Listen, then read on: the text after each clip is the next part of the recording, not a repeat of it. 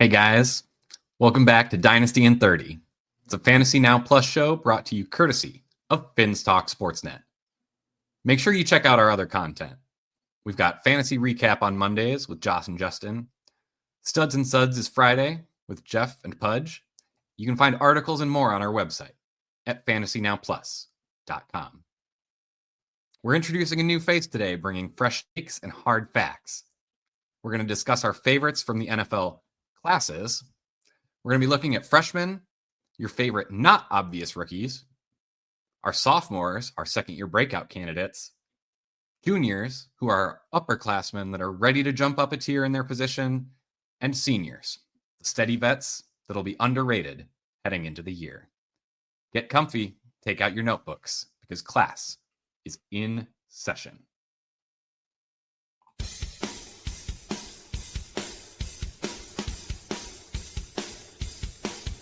You're watching Dynasty in 30, only on Fantasy Now Plus.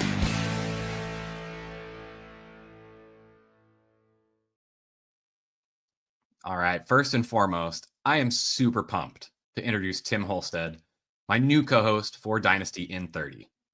Tim, why don't you go ahead and take the reins, introduce yourself, let us know what you're working on. Definitely. Name's Tim.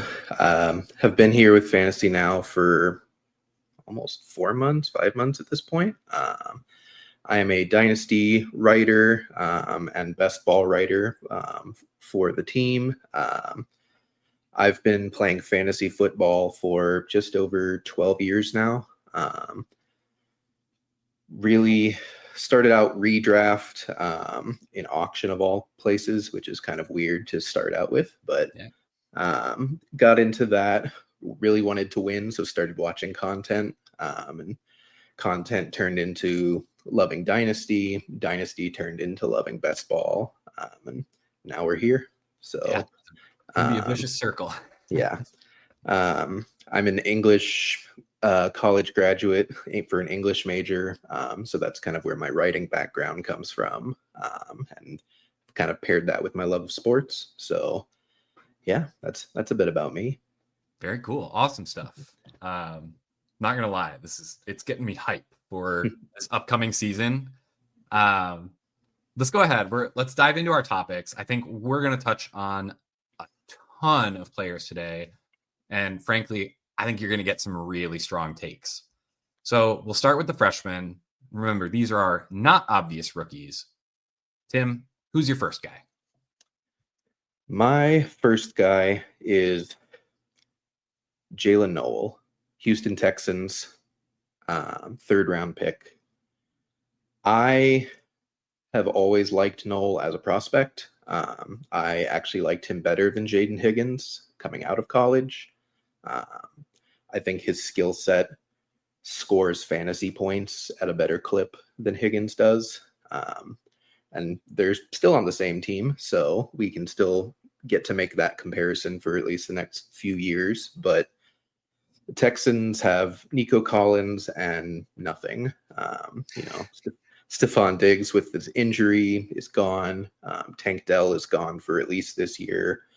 Honestly, who knows if he ever comes back or is ever anything close to what he was. So it's really just an open competition between Jaden Higgins, Jalen Noel, and who they call Slot Demon, Christian Kirk. As a Cardinals fan, I'm familiar with Christian Kirk. I watched him come into the league. He's fine. He really is. He's an average, good real life NFL wide receiver, but I also don't think his presence is preventative of Noel winning the job, especially by the end of the year, but possibly earlier than we might expect. There's also the possibility he just plays over Higgins.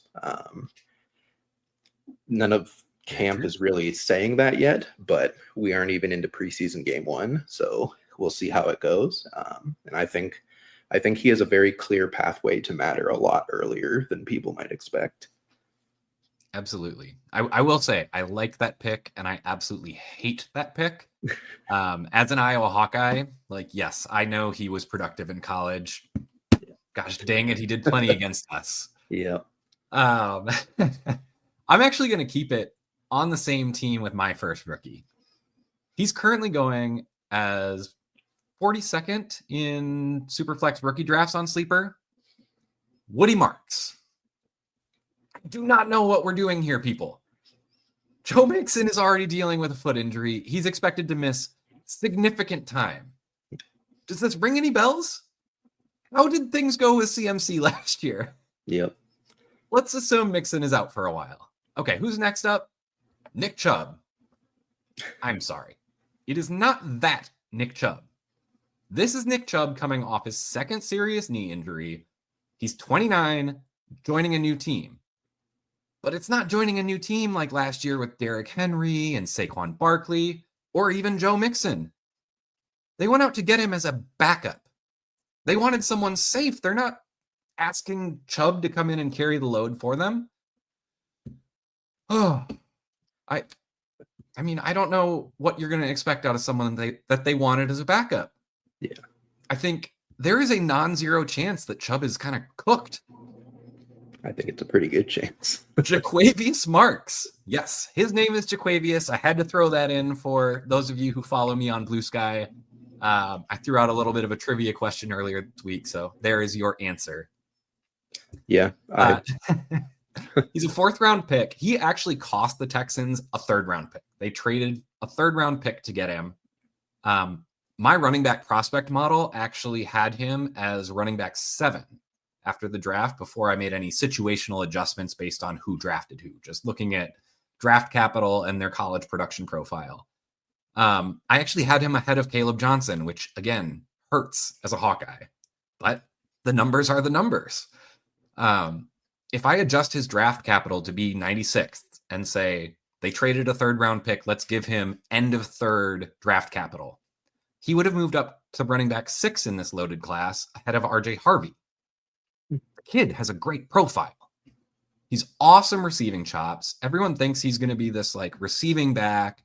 I hate to break it to you, but he's got the size to handle a full workload. He is over 205 pounds. Like, he's not a huge bruiser, but he's not some dainty little thing that has to catch passes in space. Yeah. I mean, everyone's been going nuts for guys hyped up in similar situations. Jadon Blue, Dylan Sampson. You know, it's these guys who are ending up closer than expected to starting. In my mind, Woody Marks needs to be taken ahead of both of them. That's all I've got. Tim, why don't you give us our second player while I cool off? I'm going to get down off this soapbox. Definitely.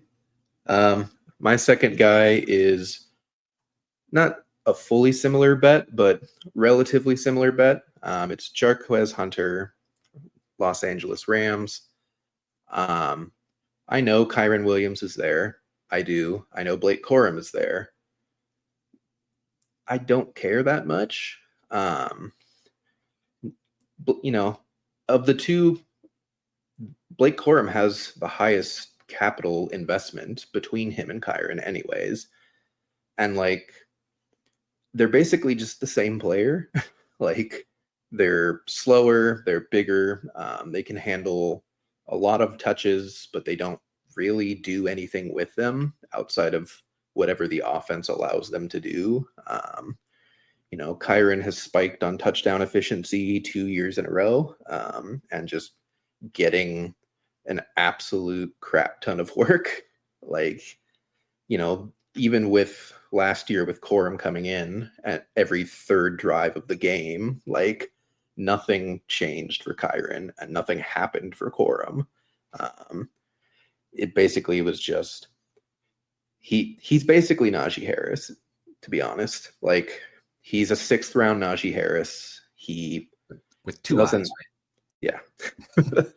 Like, and that's fine, you know, but they drafted Hunter to be something different. He has explosiveness. He has pass catching. He has big playability. And that's something the Rams just haven't had in their backfield for the last couple of years. And do I think he just wins the job outright? No, I don't. If he does, great, but that's not really the play here. The play is he's the pass catching back. He gets some design touches. He gets some design play calls for him. He becomes a part of the offense and not just a fill-in back. And frankly, like, once that happens, if he continues to show the explosiveness that we saw in college, if he continues to play with the speed that we have, he could just start stealing work from Kyron. He could come in a lot more than Corum does. Like, that's kind of the bet that I'm willing to make. You know, he's a pretty good prospect profile. He was productive in college. He's not tiny. I think there's a lot to like about him. Absolutely. So I'll admit I cannot keep it on the same team this time, but I will keep it in the same city. All right. So my second rookie is going to be Hall of Fame game standout Keandre Lambert-Smith. I've been adding him everywhere ahead of the preseason games. If I'm being honest, this guy was already one that I was monitoring. He's a skilled deep threat. He went to a team that absolutely needed an X receiver. You know, they went with option A, Mike Williams, and he unexpectedly retired. Option B was Trey Harris, second round pick, and then second round picks start not signing contracts for a while. So sure enough, I mean, whatever that does to you, it does not help your case with your team to not be available right away. But they need someone as a complement to Ladd McConkey. If you watch the Hall of Fame game, you probably already know his name. He did what he's going to do. All right. This is a very skilled player. He caught a deep ball where he absolutely smoked the cornerback at the line of scrimmage, caught it wide open. Safety had to come over and knock him out of bounds. Then his touchdown he scores in the red zone on a short area target, breaks one tackle, scampers into the end zone. I don't know that he's going to be a fantasy difference maker, but he's someone you can stash on your bench and watch his value increase this year. And then see what happens. You can either trade him or use him depending on your roster. This is a guy that you can pretty much get for free right now, so take advantage. Love that. All right, Tim, who's your last rookie? Who do we got? Last rookie. This was a pretty deep tight end class, which kind of went underrated with the talk of how deep the running back class was. And to me, the clear tight end 3 for me is Mason Taylor for the Jets. And honestly, that was before anything happened with draft capital, with teams, and it kind of just stayed the same for me. He's athletic, son of a Hall of Famer, and frankly, he's probably the second target on the Jets from day one. They might try and claim it's Josh Reynolds, but if he can't beat Josh Reynolds, then we're already losing the bet anyways. So again, that's a chance I'm willing to take, but he's going to get a pretty decent amount of work from the get-go. And the more work you get as a rookie, the higher chance you have of increasing value in Dynasty. I don't think he will ever ascend to the top echelon of tight ends by any means, but I think he could easily be a back-end tight end 1 for maybe his whole career, for at least his rookie contract. Because again, even if the Jets move off of Justin Fields after this year, like, there's a chance that they just get a good rookie quarterback for the first time in their history. And there's a first time for everything. Yeah, like, he's never going to overtake Garrett Wilson, but he's definitely in the mold of, like, Kate Otten, maybe like a watered down version of TJ Hawkinson, where he's there. He's going to catch what you throw. He can break a few tackles. He'll give you a few big plays every once in a while, and he's just steady. I think he's going to do that from day one. And I like investing in rookies that can explode in value almost right off the bat, especially when they're cheaper to start out with. So Absolutely. Yeah, he's not at all being considered in that same tier with the top two. So yeah. All right. I would be remiss if I did not shout out Mr. Topher Kurt. Go Hawkeyes. That is a solid crop of rookies that everyone is going to have access to, either via draft picks, being able to trade. None of those guys are too expensive yet. So if you like any of those, go ahead and get them. But let's move on to our sophomores, our second year breakout candidates. Tim, who do you want to start us off with? I've got a spicy one because it's not someone that you would think would be on this list. I'm going with Brock Bowers, and you're probably shouting at your phone or your TV screen, he already broke out. And I would say, absolutely. He was arguably, not even really arguably, like outside of touchdowns, there is no argument, but he was the best rookie tight end ever that we've ever had. He broke the NFL rookie receptions record, not tight end, NFL. And he did that with Aiden O'Connell and Gardner Minshew as his quarterbacks, and a little bit of Desmond Ridder, I think, if I remember correctly, who didn't want to play football until like a month ago. And, you know, when we draft second-year players, either in a startup or even in redraft, so a lot of their ADP is baked in to the fact that we think they're going to improve as players. They're going to take that second step. They're going to increase in value. And that's pretty true for a lot of the top tier receivers. Malik Neighbors, Brian Thomas Jr., Ladd McConkey. They have high ADPs no matter what format you're drafting in. People really think that at worst they'll reproduce their rookie seasons, but they'll probably take a step forward. And I don't think we're taking that ADP and that belief into the Brock Bowers situation. Everything got better for him. He has a better quarterback. He has a better coach. He has a better offensive coordinator.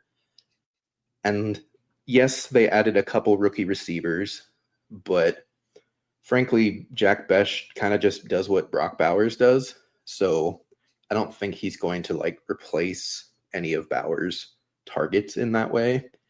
And Deontay Thornton, I mean, it's fun that he's really tall and really fast. We love those taking shots on those guys, but he didn't produce in college, and he played for the weirdest offense in college football in Tennessee. Like, we have no idea if he's actually good or not. And, you know, reports are good out of camp, but again, he doesn't really change the equation for Brock Bowers.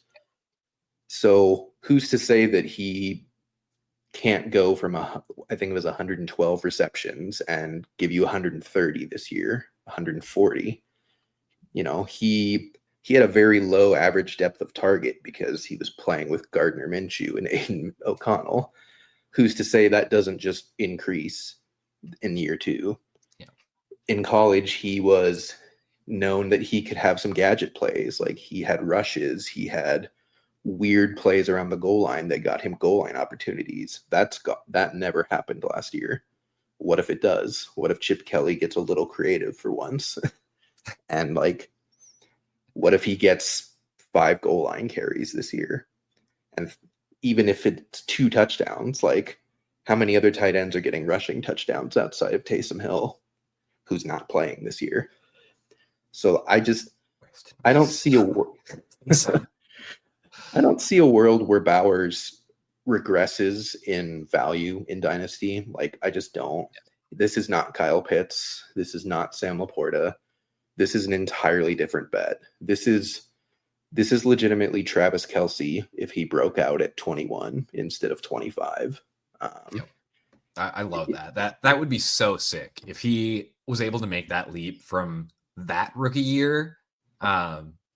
He is just built different. So Yep. yeah, I hope we get to see it. I'm a Bowers truther. I am totally with you there, and I really, really hope that we get to see that. My first guy that I think is going to make the year two leap. In this case, it's really just a much improved situation, kind of like you were talking about with Bowers. It's Rome Odunze. All right, wide receiver for the Bears. He adds Ben Johnson, one of the best offensive coaches in the league. That will instantly revitalize this Bears offense. It's going to tap into the potential of Caleb Williams, a number one overall pick. Yeah, he didn't look great last year, but nothing looked great last year in that system. The kid's got talent. I think Ben Johnson's going to be able to bring it out. Rome was a great prospect as an ex-wide receiver. His rookie year, he did not do anything to worry me. It was not Rome Odunze going out and struggling. That was just a terrible situation. I'm just going to leave it at that. Yeah. All right. It was not a talent deficiency. You can add in improved play calling now, adding more playmakers around the field for defenses to worry about. You're going to see Rome take advantage of all that. So I definitely see him ascending here. I'm really excited to see this Bears offense. Yeah. So that's what I've got. Tim, who's your other sophomore? Definitely. Just to touch on Rome real quick. Oh, yeah. One thing I did last year was anywhere I had the 101 or the 102, I was down tiering to the 103 to grab Rome because I thought he was in a similar caliber to Harrison and Neighbors. I was scared after last year. That didn't play out exactly how you would like, but I think he's in the perfect position. And I really do think you're going to know after this year whether this is someone worth keeping around or acquiring in Dynasty. It's going to be evident almost off the rip if he actually is that X for Caleb or if it's, oh God, it's QJ. Cool. My second sophomore is Drake May, New England Patriots quarterback. I loved him as a prospect. Who didn't in the Dynasty space? Huge arm, athletic, big guy, produced in college, all the stuff that you wanted. People really liked Drake May. And he went to, speaking of an awful situation, boy howdy, were the Patriots bad last year. They, again, just an incompetent offensive coordinator. His best weapon was Ramondre Stevenson. And all due respect, but he just got replaced by the team this year. That's how much they believed in him. He has no NFL level wide receivers on that team last year. Hunter Henry and Austin Hooper were his best pass catchers. And that's unfortunately somewhat still the case this year, but they add Stephon Diggs, who seems like he's already healthy. He has no restrictions in camp. He's not on PUP. They say he looks good. So he's not going to be Buffalo Bills Stephon Diggs, but could he give you last year's Bears Keenan Allen? I think so. Maybe even better. And they take Travion Henderson, who explosive, great pass catching ability, really opens up the offense. All that being said, though, I just think Drake May's good at football. He passes the eye test. He really does. And he has a rushing floor that I just don't think enough fantasy managers take into account. He rushed for almost 500 yards last year in half the season. He scrambled at one of the highest rates of any quarterback last year, which is good for fantasy. You want yards. Rushing yards are king for quarterbacks. That's why everyone loves Konami code quarterbacks. And he basically is one, and he's not talked like he is, and he's not valued like he is. So, something that I have been preaching all off season is if you have Joe Burrow, if you have Patrick Mahomes, if you have Baker Mayfield, down tier to Drake May and get something on top of that. And I think you're going to get 95% of that fantasy value back, if not more than that. I don't think he's going to just disappear. And I don't think he really is going to be able to bust at the same rate that any of the pocket passing quarterbacks can, as long as he runs. I kind of liken it to like early career Dak Prescott, where he ran a lot, and like the passing will get there eventually. It's not bad. Like, this is not Anthony Richardson, but if he takes a step forward, Hey, Rich out here catching strays, man. Listen, great fantasy player, but I would be a very sad customer if he was my team's IRL quarterback. I'm not gonna lie. Sorry, Justin. But yeah, I think Drake May just has all the potential in the world, and he does what we like for fantasy. So I think you should get him now, because if he breaks out, he will be in that top tier. He will be right next to Jaden Daniels. He'll be right next to Jalen Hurts. Yeah, definitely. I'm personally very curious to see him get a full year. He definitely had a promising end to the rookie year once he took over. I do really want to see how that goes. I do have another tight end. I know you had Brock Bowers. Ben Sinnott. Really, really, really quiet rookie year. Kind of got stuck behind Zach Ertz, even though Washington was a pretty good fantasy environment last year. He really didn't get involved all that much. And yes, Zach Ertz, he's still there.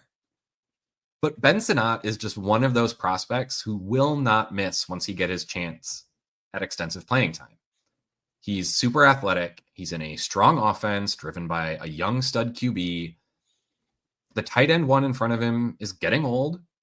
All right. Zach Ertz is not young. The wide receiver one is currently holding out for a new deal, unless there's been any breaking news while we've been live. But, you can't throw to someone who's not on the field.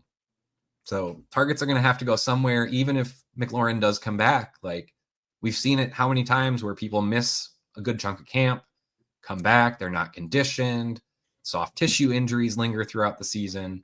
The recipe is there for Sinnott to get more opportunities than expected, earlier than expected. Whether it's filling in for Ertz missing time, extra opportunities in 12 personnel, Sinnott is a name that everyone is going to know heading into drafts next year. So you need to go get him now before people realize it. With that, let's go ahead and hop up another grade. We're going to go to our junior class. And remember, this category, these are the upperclassmen who are ready to jump up another tier at their position. So I'm going to start this one off. I've got Jordan Love. All right. People may have a sour taste in their mouth from 2024. Disappointment from lofty expectations. I get it. All right. I know, I was there. I had plenty of him, you guys. I know firsthand. He just wasn't healthy most of the year. And that's not something that you can do anything about. He added in a new receiving option. He's got another year working with his other young pass catchers. I'm not going to change my expectations for Jordan Love compared to what he was heading into last year because of what happened last year with injuries. I think it's just a reset. I now expect him to have the season that I expected last year, this year.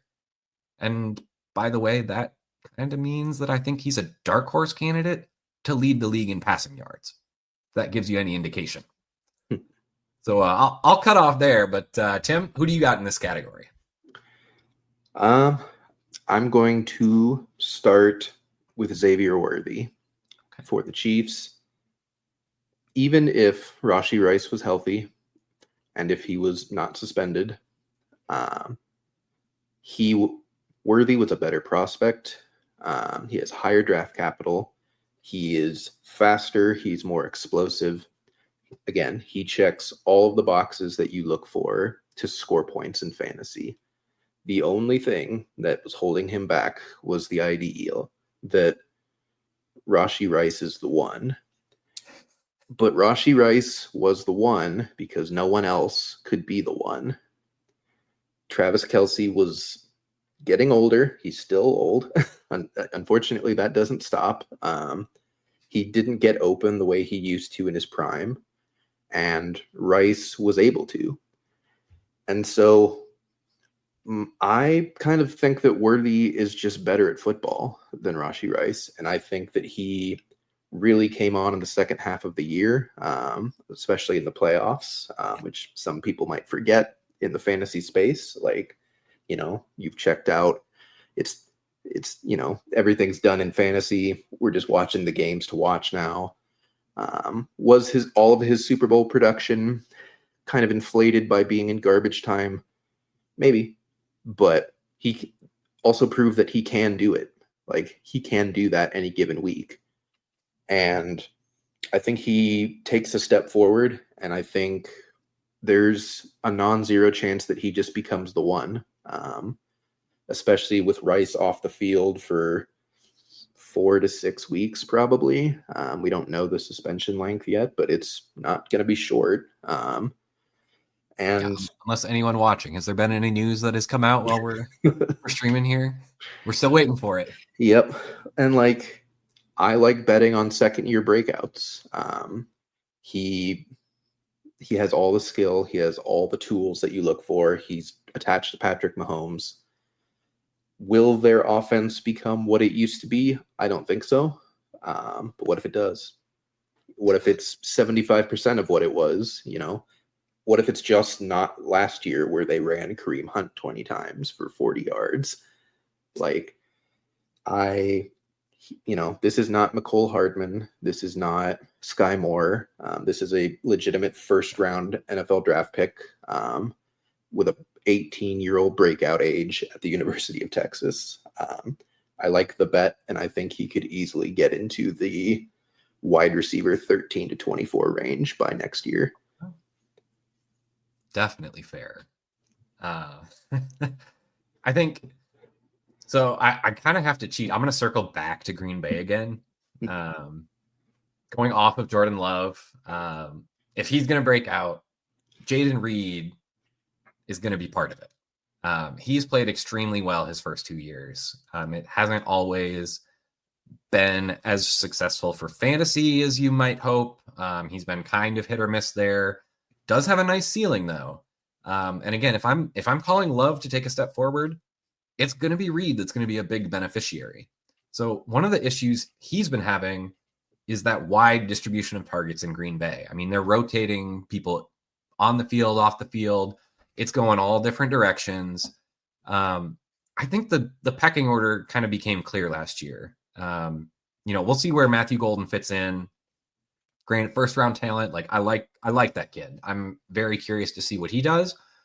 But of the returning players, Reed's number one. All right. It's his show first. Kraft was pretty explosive last year, but after that, none of the other wide receivers really made a push for taking playing time away from Reed. And I think we're going to see that to some extent this year as they start shifting kind of away from the guys that they were hoping would make a step and just didn't. And they'll just focus on the guys who were able to be productive. So you're going to see more of Reed. You're going to see more of Kraft. Hopefully you see a bunch of Matthew Golden. I hope he hits. That would be a fun offense to watch. But I mean, he's a weapon, pure and simple, and Matt LaFleur just needs to get him touches any way that he can. So I know people got burned last year. So let me step back for a little bit. I'm going to brace for all the Reed hate that's going to be coming my way. Tim, take it away for us with your next player. I'm taking cover. Alrighty. Well, I think you're going to find out really quick, folks, that we like the Packers this year, because both of us actually had this player on our list, and it's Tucker Kraft. Listen, for all the reasons that you just said, it was hard last year. And something that I want to point out is that Jordan Love got injured game 1, and he was never healthy for the rest of the season at all. And it was obvious, he looked uncertain on the field. He did not extend plays the way he did as a rookie. He just kind of had to turtle up. kind of reminded me of Tua after he got one of his concussions the last couple of years. Like, he didn't take any steps forward. And I don't think that's because of talent. I think that was just he didn't have the ability to. He was injured, and they ran the offense through Josh Jacobs because of it. And I don't think they do that this year, at least not to that extent. And so then as we go into what you were discussing, like, who benefits from that? It's Golden, it's Reed, and it's Tucker Kraft. I think he's pretty clearly won the tight end job. They took Luke Musgrave ahead, but much like the Hayden Hurst and Mark Andrews situation, I think the later pick is just better at football. He doesn't come off the field, Tucker Kraft. He is a good blocker. He's a good receiver. He's a good athlete. He's just out there. And I just think he has the potential to end up being the primary target. Is it likely? Probably not. But who's to say he couldn't get a 22-23% target share at the tight end position? And that's what you're looking for in fantasy. You're looking for primary targets at tight end or touchdown upside. He has the potential to get both of them. It's not guaranteed he's getting both of them or either of them, but he has the potential to get both of them. And if he does, he will not be like a late tight end 1, early tight end 2 anymore. He will be in the Sam Laporta range. He will be in the TJ Hawkinson range. And I like making those bets in Dynasty. He might be worth a first round pick next year. And like, you want tight ends that can just give you value like that. Definitely. I was going to put you on the spot. I was going to ask if he has a good season here, like where do you see him starting next season? And because I'm sitting here thinking, I mean, I kind of view him personally, talent wise, as kind of that tight end 5, tight end 6, which I think is right around the area you mentioned with Hawkinson, maybe a little bit right with Sam Laporta, depending on how that year goes. So definitely like it. Love that take. Love the player. No notes. 10 out of 10. Love the Packers, apparently. Yeah. What's funny, I grew up in Minnesota too, so that one hurts too. But yeah, you got to do what you got to do. Yep. Tim, we need to talk after this. We probably need to pop a bet down on Green Bay, given all of that. Figure out what we want to do there. If everybody does hit like we're saying, I mean, that offense is going to be nasty. But I digress. Let's move on. Let's get to our final class of the day, our seniors. I do see we're a little bit over time, but I mean, we are cooking. I don't know about you, Tim, but I am loving this. This is a lot of fun. So we'll call these our super seniors. We'll call it and say they came back for a 5th year, maybe getting a COVID year in the extra time here. So these are our boring vets. All right. There's no getting around it. But who are your boring vets that are going to help you bring home the championship this year? Tim, who's standing out in your opinion? I'm going to start with someone who I never thought would be boring, but he kind of is now, and it's AJ Brown. He had less targets last year than Wan'Dale Robinson. Just let me pause and let you think about that for a moment. Wheels are turning. The Eagles just absolutely rode the covers off of Saquon Barkley last year, and it worked. They're Super Bowl champions. Will it work again this year? Unknown. It could. It absolutely could. I mean, Saquon is a freak. He's the Derrick Henry mold of just age probably isn't going to matter for this guy.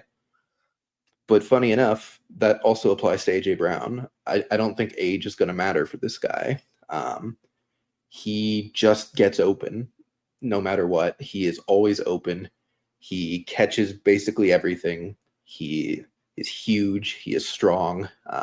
You can't really guard him one-on-one. There always has to be some kind of shell coverage. There has to be zone.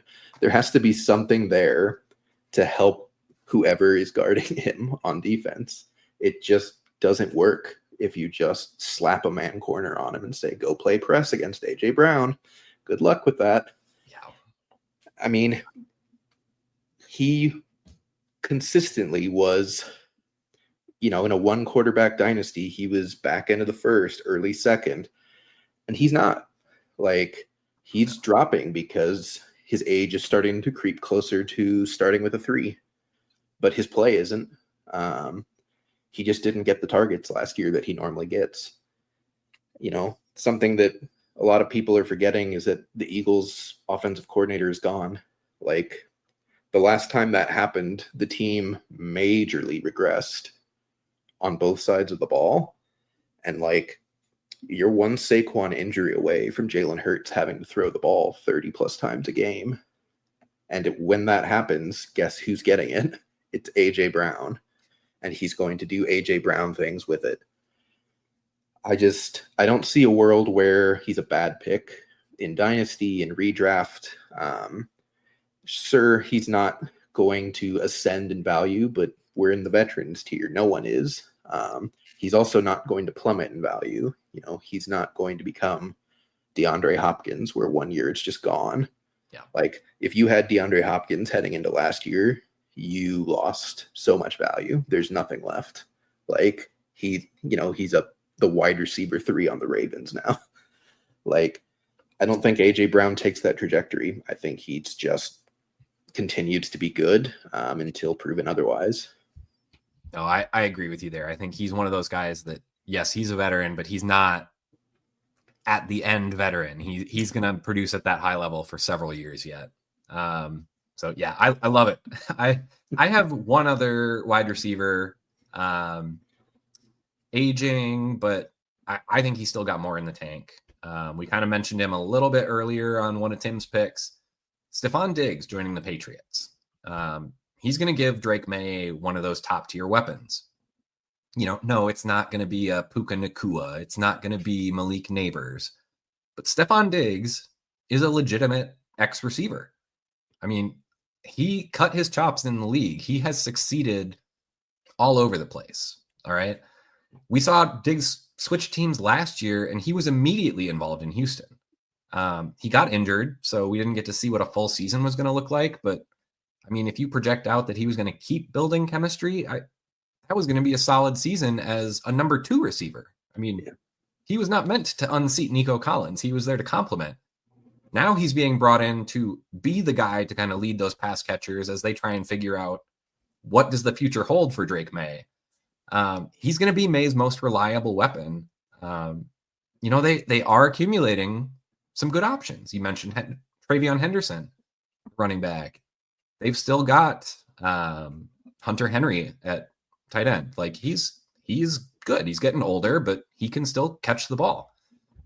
They've got Pop Douglas, and they drafted Kyle Williams. Like, they've got a good stable of talent coming in, but it's just not necessarily quite ready yet. That's where Diggs is going to fit in. He is going to absolutely dominate that Patriots offense this year. In the passing game, he is going to be read 1, probably read 2, and then maybe Drake May is going to find Pop Douglas or Hunter Henry in the middle. Okay, like that's what it's going to be. People are worried about Diggs' age, but you don't have to spend all that much to get him because of that. He doesn't have great stats from last year due to injuries, and that's really depressing his value. Like, go out and get him, because he's one of those guys that's like bottom of the barrel cheap, but he's going to give you solid wide receiver 2 production. All right, Tim, who's your next guy? Who do you got? Next guy, going to the tight end position. I mentioned him earlier, talking about Tucker Kraft. Time for the original Tucker Kraft in Mark Andrews. Listen, a lot of people remember the drop in the playoffs. A lot of people remember the start of the season of 0, goose. I get it. He was good last year. He was legitimately good. He didn't really fall off from a metric standpoint. He played the way that he has been for the last few years. He was just coming back from tightrope surgery, and we have a pretty defined pattern now that your first year back from tightrope surgery, you're not at 100%. Like you can't move quite the way that you used to. And he was still pretty good despite that. And now he's 2 years off of that. He's been fully healthy all offseason. And more importantly, Isaiah Likely has not. We just got word this week that he broke his foot. He's getting surgery. He might be ready for week 1, but that's kind of unknown. The Ravens are still a top 3 offense in football. I don't really think that's going to change unless Derrick Henry just disappears off the face of the planet, which is pretty unlikely unless you're Kyle Shanahan. But listen, he's the main end zone target for Lamar Jackson. He still gets open. He doesn't really have that much target competition still. It's still just Zay Flowers and the occasional Rashad Bateman. I don't think DeAndre Hopkins takes that much share out of the pool. Isaiah Likely is not going to start the season healthy. And that's, as you mentioned earlier, that's not great for getting into a rhythm and getting into later fantasy production. Like most of the best fantasy scorers year over year stayed healthy the whole year because they had the time to ramp up in camp and they developed chemistry and they learned the system or ingrained in the system. And like, that's just kind of, Andrews has been here forever. Like he knows Lamar knows him. I don't think anything fundamentally has changed. He's barely 30. Like he's not old for the tight end position. I think he can just do what he always does this year. I really do. Definitely. I will say I'll go ahead. I'm going to keep the streak of pass catchers going here. So I'm going to stay at wide receiver though. I think Calvin Ridley is going to put up a very, very nice season. He was just wasted so badly last year. One of the league leaders in air yards. Okay. Like they were throwing him the ball. The problem is was Will Levis. How many of those were just uncatchable passes by Levis? I mean, he was just yeeting it down the field and give the guy a chance, please. Like, give him a chance, and he's going to come down with it. All right.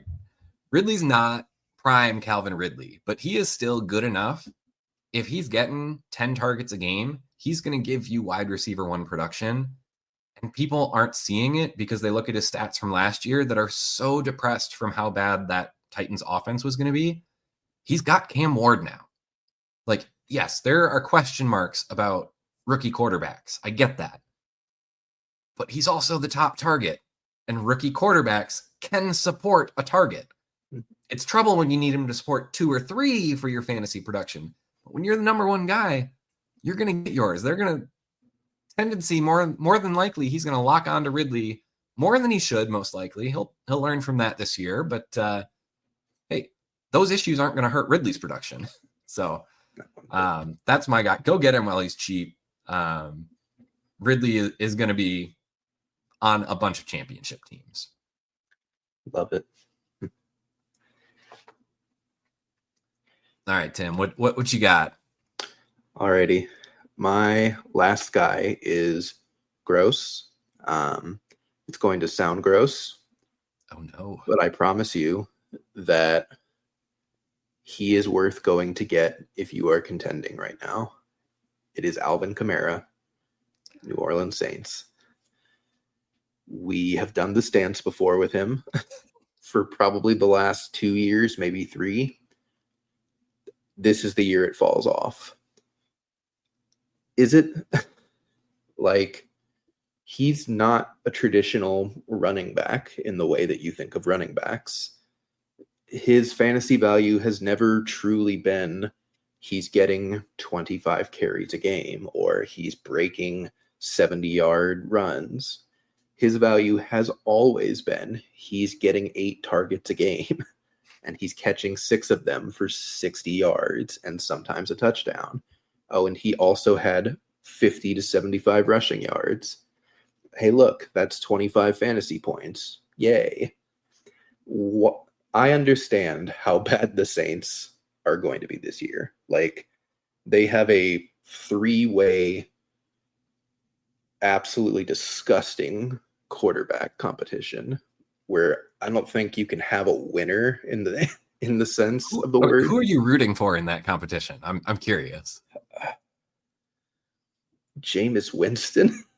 To be, like, it's probably going to be Shuck because they took him in the second round, but all reports out of camp are that was a bad choice so far because he can't beat out Jake Haener and Spencer Rattler. That's not good. Like, if they wanted someone at that level, they would have just kept Spencer Rattler and made him the starter. So you are not going to get good quarterback play this year. You're just not. But quarterback play doesn't really matter for pass catching. Like, they love checking it down when they can't throw it past 15 yards. Like, guess who that's going to be, especially with Taysom Hill gone all year. It's going to be Kamara in bunches. As long as he's healthy, he's going to be a running back 1 in points per game. He just is. And again, he's getting older. You don't want to buy a player like that normally, but someone that, like, he really could just help you win your championship this year. Yeah. And no one wants 100% on Alvin Kamara. I see the picture you're painting there. I do need to kind of edit out all of the parts that are giving me PTSD when you're reminding me of Taysom Hill. Yeah, pretty sure I had him as my tight end 3 last year going into the season, and it looked good. You were close. Oh man, please get healthy and give it one more go, Taysom. Yeah. Yeah, I have one more guy too. Again, it's one of those older running backs that people think the wheels are falling off. Very, very similar situation here. James Conner. All right. Hear me out. He is more of a ground-based running back. So I know you were kind of hyping up the pass catching. Conner will catch some passes, but he's more going to be the grinded out guy. So how is he going to help you? Well, look at the share of work he gets in that Arizona backfield.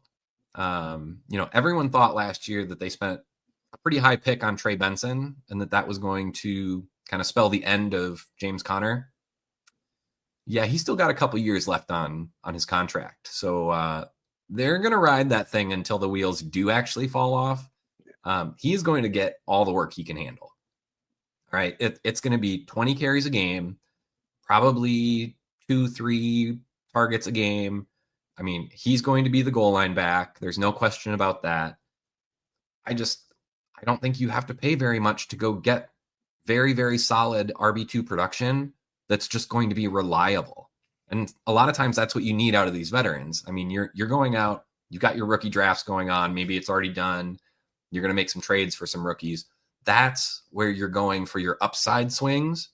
You can come back here and get these cheap veterans that really kind of give you that floor play of, okay, if this guy doesn't hit, at least I've got this to fall back on. And hopefully all your picks hit. I'm not saying they're not. I'm not jinxing you there, but if for some reason you forget to put those stars into your lineup, you can have James Conner there to keep you afloat. So, all right. I mean, looking at the time, I think that's going to have to do it for today.